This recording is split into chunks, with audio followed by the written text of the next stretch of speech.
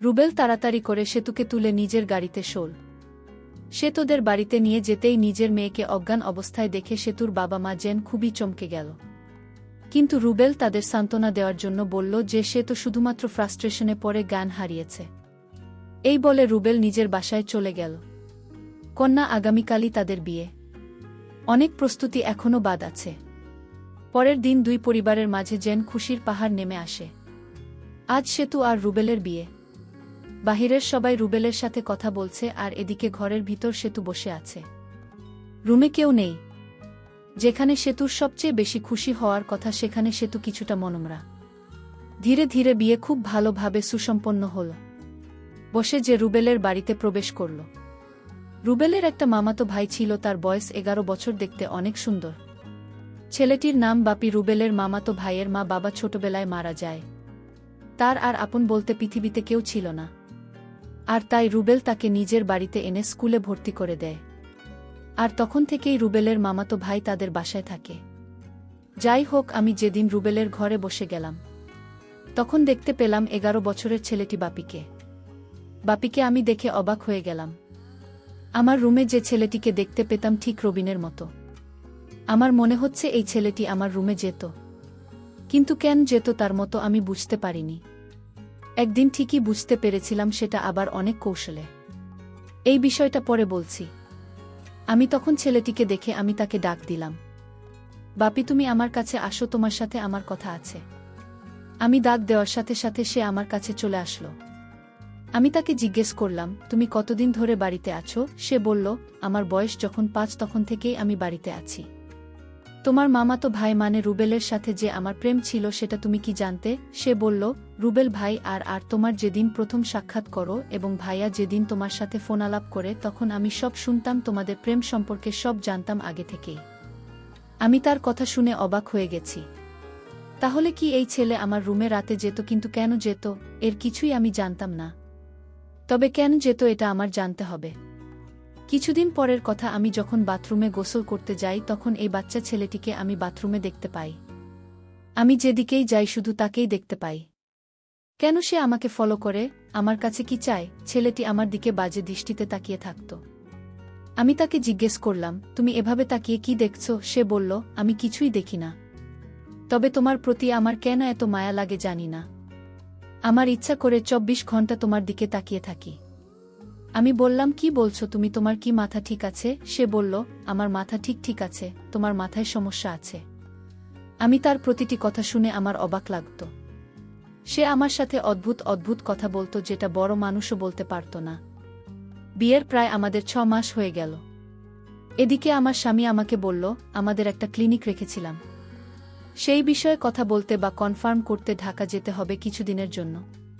পরের দিন আমার স্বামী চলে গেল ঢাকায়। আমি বাসায় একা। আমার শ্বশুর বাড়িতে ছিল শুধু।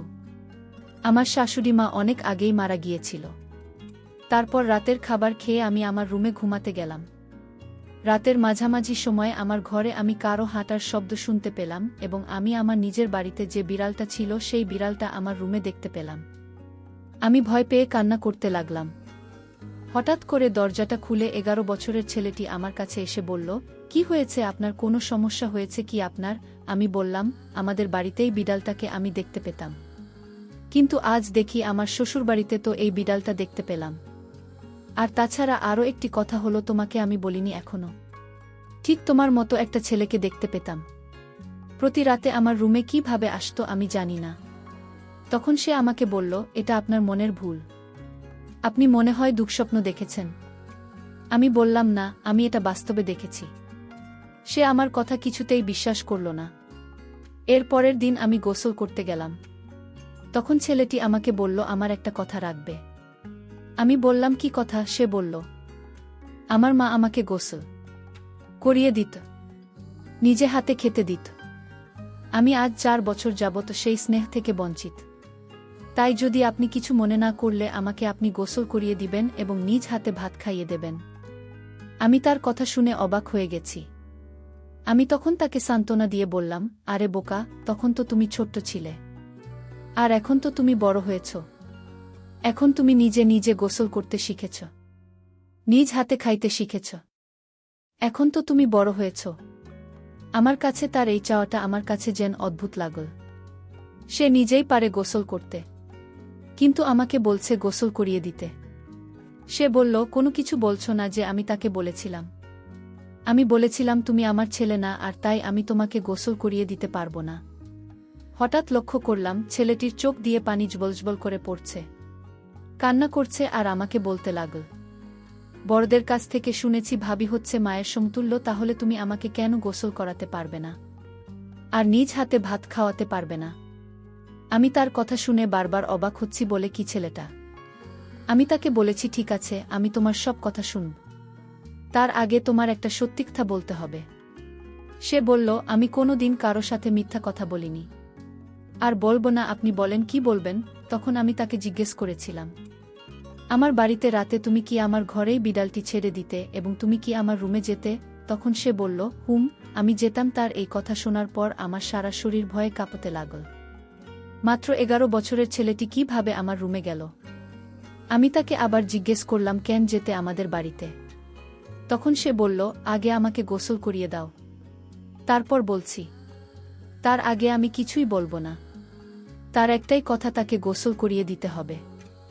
আমি তাকে সন্দেহ করতে লাগলাম আর ভয় করতাম, কারণ তার যে কোনো উদ্দেশ্য আছে। আমি মনে মনে একটা সিদ্ধান্ত নিলাম তাকে পরীক্ষা করার জন্য। আমি তার মনের উদ্দেশ্য তা জানার জন্য আমি তাকে গোসল করাতে রাজি হলাম। আমি তাকে গোসল করাতে নিয়ে গেলাম। গোসল করার সময় সে কান্না করতে লাগল আর বলতে লাগল, আমার মা বেঁচে থাকলে হয়তো তোমার মতো এভাবে গোসল করিয়ে দিত। 11 বছরের সেই ছেলের কথা শুনে আমি অবাক হতাম।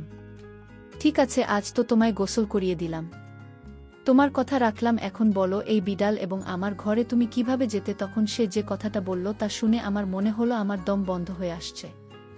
সে বলল, আমার মা মারা যাবার পর আমি আমার মায়ের জন্য কান্না করতাম। আমি আমার মাকে কিছুতেই ভুলতে পারতাম না। আমার মায়ের মুখখানা সবসময় চোখে ভেসে উঠত। আমার রাতে ঘুম আসত না। আমি মামার কোনো কথা শুনতাম না। আমি এদিক সেদিক চলে যেতাম। তখন মামা আমাকে একজন সাধু বাবার কাছে নিয়ে চলে।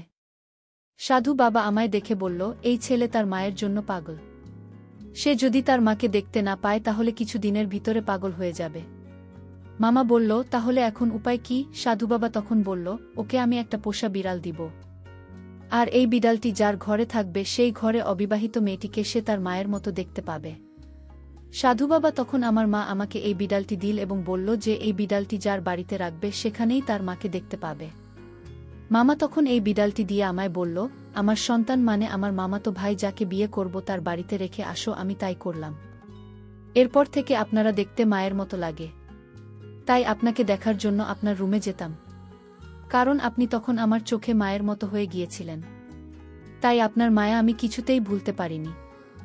আর মায়ের কিছুটা অভাব পূরণ করার জন্য আমার মামাতো ভাই আপনাকে বিয়ে করে, কারণ গুণী লোকেরা বলতো ভাবি মায়ের মতোই হয়, আর তাই আপনাকে এ বাড়িতে বিয়ে করে আনা হয়েছে। হয়তো এই সম্পূর্ণ প্ল্যান আমার ছিল, শুধু আমাকে ভালো রাখার জন্য। আমি তার কথা শুনে অবাক হয়ে গেলাম এবং তাকে আমি মায়ের মতো স্নেহ করা শুরু করলাম।